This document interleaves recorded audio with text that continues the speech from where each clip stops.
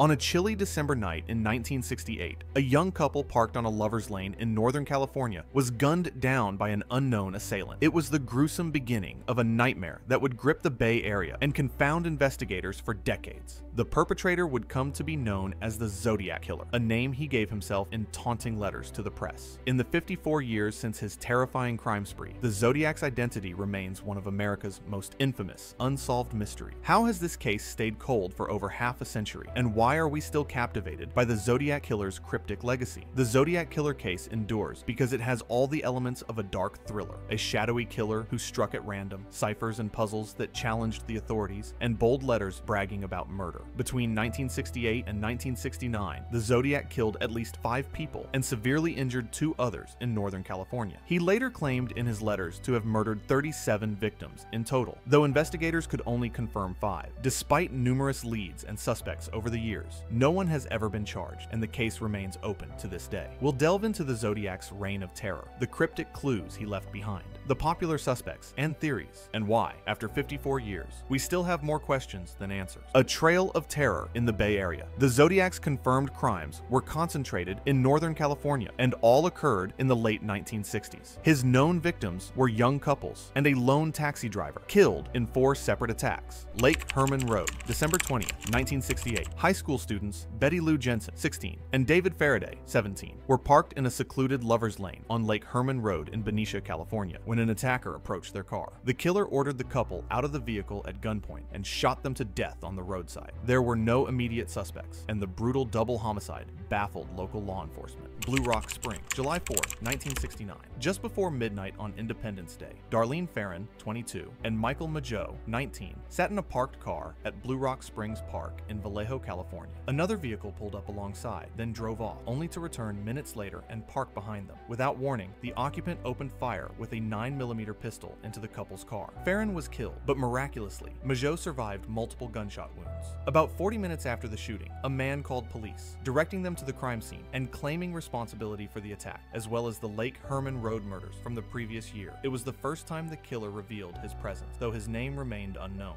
Lake Berryessa, September 27, 1969. In a broad daylight attack at Lake Berryessa, Napa County, Brian Hartnell, 20, and Cecilia Shepard, 22, were relaxing by the lakeshore when a man approached wearing an unusual costume, a black executioner-style hood emblazoned with a white crosshair symbol. The intruder tied up the couple at gunpoint. Then, in a shocking escalation, he stabbed both victims repeatedly with a long knife. Hartnell survived the horrific stabbing, but Shepard succumbed to her injuries 2 days later in the hospital. Before leaving, the attacker used a marker to draw a large crosshair, the soon-to-be infamous Zodiac symbol, on the door of Hartnell's car, along with the dates of the previous attacks. That evening, a man called the Napa County Sheriff's Office, speaking in a calm voice to report, "I want to report a murder. No, a double murder." He described the Lake Berryessa incident and claimed responsibility, ending the call with an eerie, "I am the one who did it." Presidio Heights, San Francisco, October 11th, 1969. The Zodiac's last confirmed kill was in a city setting. Not a lover's lane, but a busy urban neighborhood. On this night, the murderer hailed a taxi in San Francisco and directed the cabbie, Paul Stein, 29, to a quiet street in Presidio Heights. There, in an act of calculated boldness, the passenger shot the taxi driver in the head at point-blank range, killing him instantly. As the killer rifled through the victim's belongings and tore a piece of the bloodied shirt, he was observed by several local teenagers from a house across the street.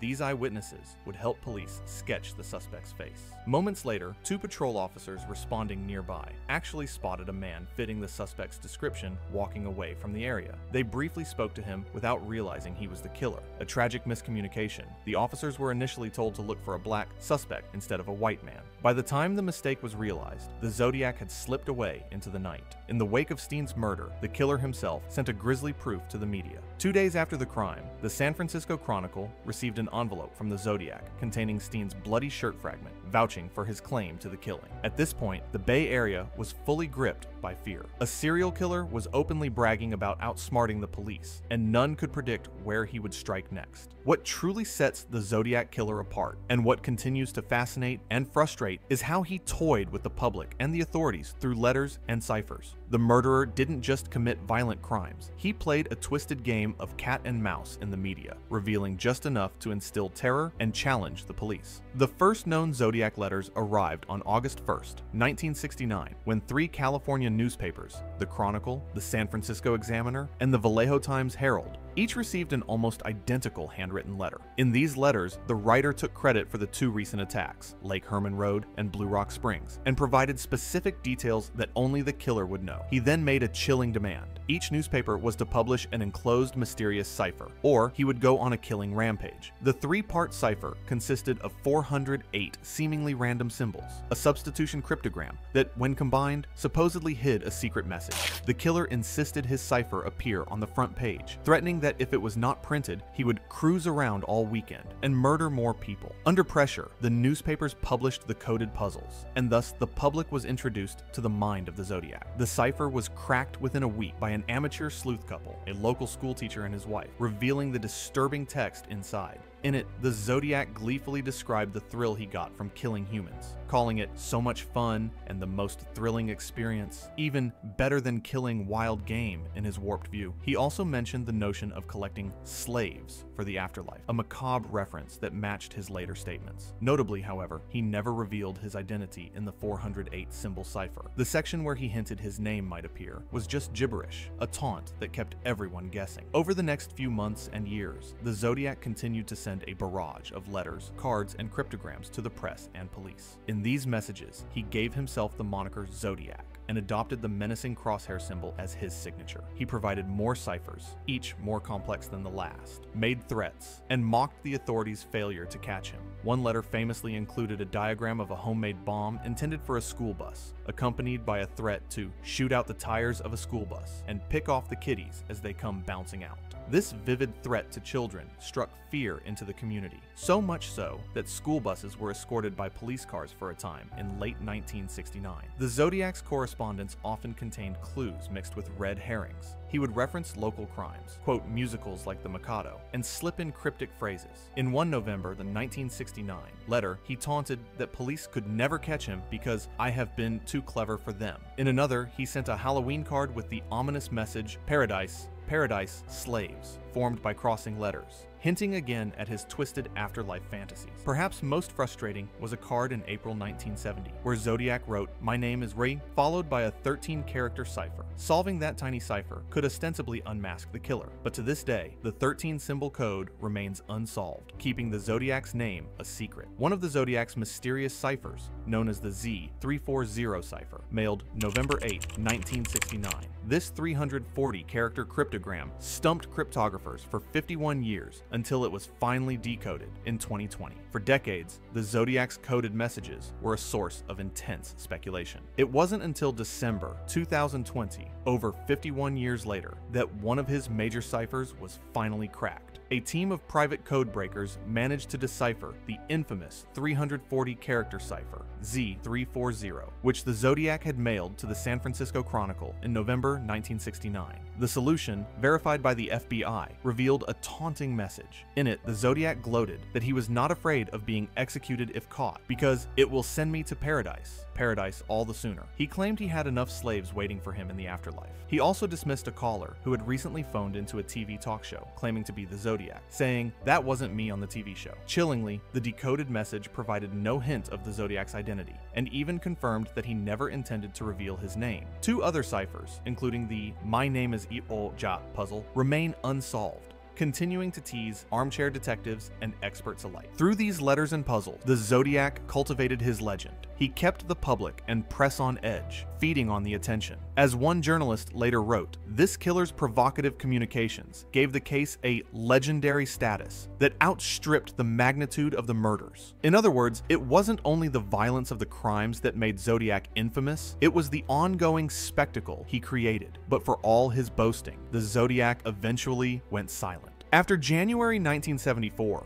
the authentic Zodiac letters abruptly stopped. The self-proclaimed killer faded into the shadows, leaving behind frustrated detectives and a trail of unanswered questions. It's almost unthinkable that a killer who taunted authorities so openly could elude capture for this long. Yet, the Zodiac Killer case is a perfect storm of 1960s limitations and eerie luck on the killer's part. Several factors allowed the Zodiac to slip away in the moment, and have made identifying him decades later extremely difficult. First, consider the era. The murders took place in 1968-69. long before modern forensic science and DNA profiling existed. Crime scene investigation then lacked the tools that today might easily catch a killer. There were no surveillance cameras in the areas he struck, no DNA databases, and the concept of genetic genealogy was science fiction. It really comes down to DNA. Without it, you have nothing, said a detective, underscoring that the case is now over 50 years old and crucial evidence is sparse. Indeed, the Zodiac's fingerprints were never definitively collected, and any biological traces, like saliva on envelope stamps, have either been too degraded or too partial to conclusively identify someone. The killer was also careful and lucky. Apart from the handwritten letters, which provided limited clues due to his disguised handwriting,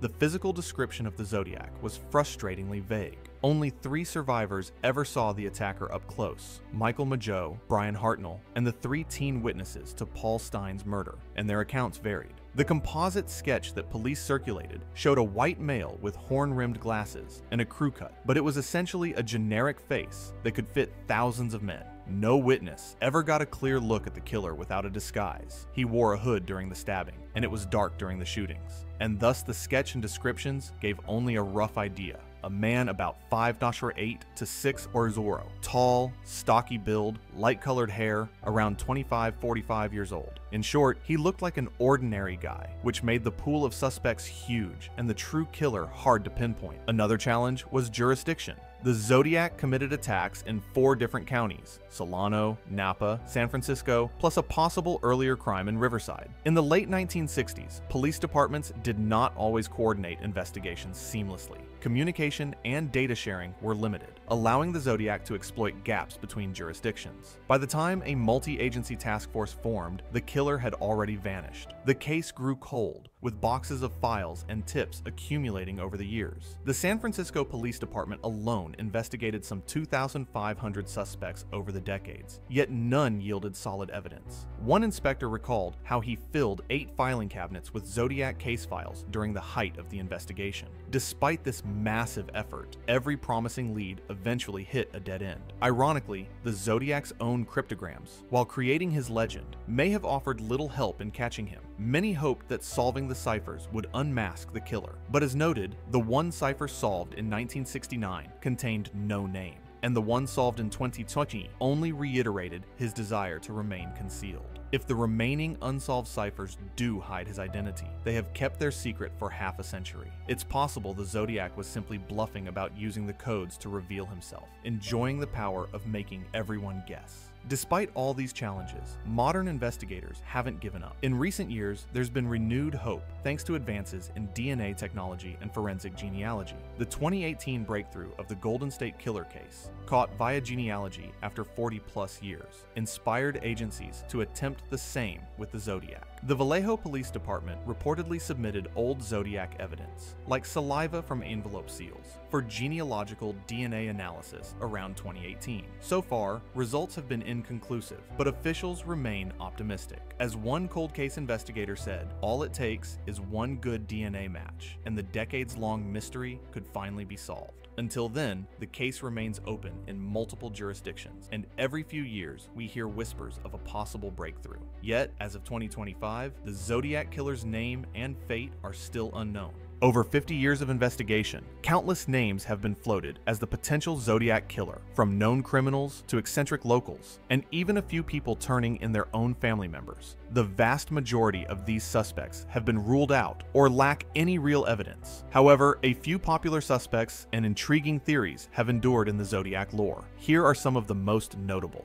Arthur Lee Allen, the prime suspect. Allen is perhaps the most famous name linked to the case. In fact, he is the only person ever publicly named as a Zodiac suspect by police. A former Navy sailor and elementary school teacher, Arthur Lee Allen was first interviewed by detectives in 1969 and remained under scrutiny for years. The circumstantial evidence was tantalizing. Allen wore a Zodiac brand wristwatch, owned weapons, had the same size shoe as a print found near one crime scene, and even lived just minutes away from the scene of victim Darlene Ferrin's murder in Vallejo. Surviving victim Michael Mageau once picked Allen's photo from a lineup, saying, "That's him. That's the man who shot me." Although Mageau's recollection years after the attack was not 100% certain, another survivor, Brian Hartnell, also felt Allen's physique and voice were consistent with the hooded man who stabbed him. Allen became the focus of major police searches. Investigators discovered he had talked about wanting to kill people and make slaves of them, echoing Zodiac's letters, and that he was ambidextrous, potentially explaining why Zodiac's handwriting didn't match his. He could use his other hand. However, despite the strong suspicions, physical evidence never tied Allen to the crime. His fingerprints did not match a print lifted from Paul Stine's taxi. His handwriting did not match the Zodiac letters, and later DNA tests on stamped saliva, though not 100% certain, did not match Allen either. In 1974, Allen was convicted of unrelated child molestation charges and was in jail when some of the Zodiac's letters were still coming in. He died of a heart attack in 1992, still denying he was the Zodiac. To this day, many investigators and journalists featured in books and the 2007 film Zodiac believed Allen was the best suspect, but officially the case against him went cold. Ross Sullivan, the mysterious outsider. Ross Sullivan's name arose because of a possible connection between the Zodiac and an earlier unsolved murder. In 1966, college student Sherry Jo Bates was murdered in Riverside, CA. A crime some suspect was an early Zodiac attack. Ross Sullivan worked at the Riverside City College library, where Bates was last seen,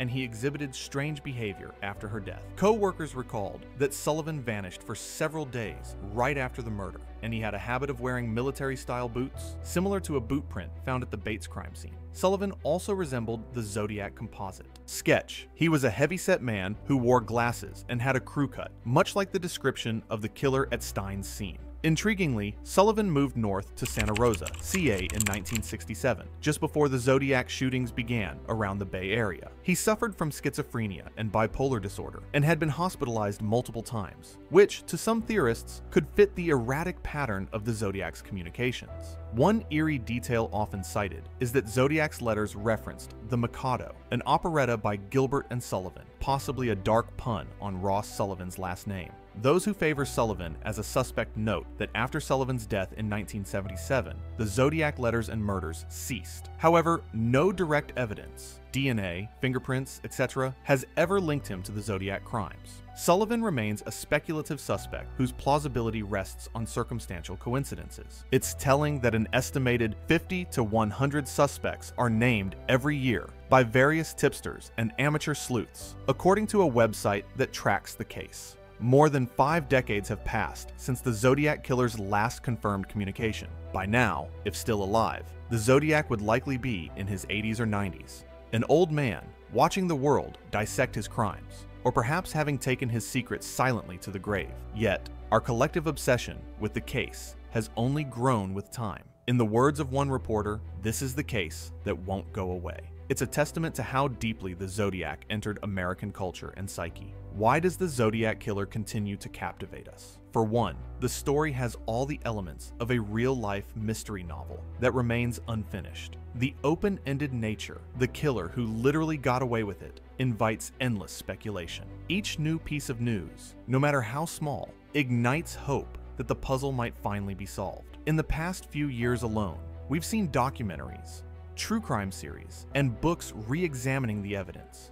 Crucially, the Zodiac Killer case stands as a stark reminder of how difficult it can be to catch a criminal who is disciplined and lucky, especially in an era before modern forensics. It's unsettling to think that someone could commit such brutal crimes in public spaces, send mocking letters with his own distinct symbol, and still vanish without a trace. The unsolved status leaves a lingering unease. Perhaps that's why we can't let it rest. There's always the thought that maybe tomorrow's technology or a forgotten clue could reveal the truth. Indeed, authorities have not given up. Cold case detectives periodically test old evidence with new methods, and there is optimism that a DNA breakthrough, similar to the Golden State Killer case, could eventually crack Zodiac's identity. In the end, the Zodiac Killer is more than just a cold case. He's a piece of American criminal folklore. He represents the ultimate unanswered question in the annals of true crime. Each passing year without an answer is both a frustration and a strange allure, drawing in new sleuths who think they might be the one to finally decode the Zodiac's secret. The case remains a balancing act between hope and frustration. Hope that one day we'll close the file with a definitive answer, and frustration that despite the killer's brazen confidence, he has so far been proven right about getting away. So we end with the questions that have hung in the air for 54 years. Who was the Zodiac Killer? What drove him to kill and taunt for that brief period, then stop? Did he really take 37 lives, or was that part of his deadly game of lies? Until those questions are answered, we remain enthralled by the Zodiac's shadow. Each retelling of the story, each new lead or theory, keeps the memory of his victims alive and the hope of justice flickering. Perhaps the mystery will endure forever, or perhaps tomorrow, the headline will finally read that the Zodiac Killer has been identified. Until then, the legend lives on, unsolved but never forgotten.